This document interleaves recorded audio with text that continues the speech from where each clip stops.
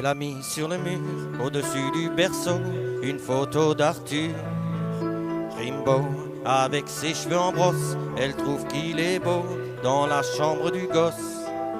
Bravo, déjà les petits anges sur le papier peint, je trouvais ça étrange.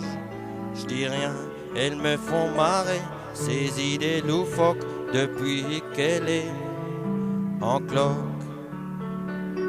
Elle se réveille la nuit pour bouffer des fraises, elle a des envies balèzes. Moi je suis au petit soin, je me défonce en 8 pour qu'elle manque de rien. Ma petite, c'est comme si je pissais dans un violoncelle, comme si je n'existais plus. Pour elle, je me retrouve planté tout seul dans mon froc depuis qu'elle est en cloque.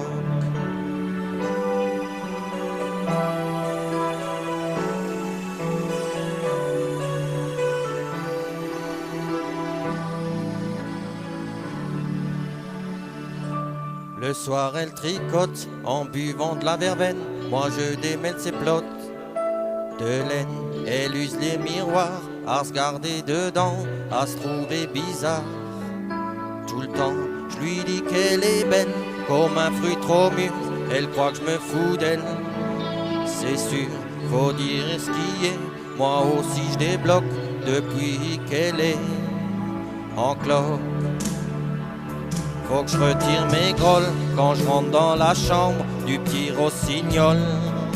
Quel coup, c'est qu'on petit bonhomme qu'arrive en décembre, elle le protège comme une louve. Même le chat pépère, elle en dit du mal sous prétexte qu'il perd ses poils. Elle veut plus le voir traîner autour du pain d'oc depuis qu'elle est en cloque.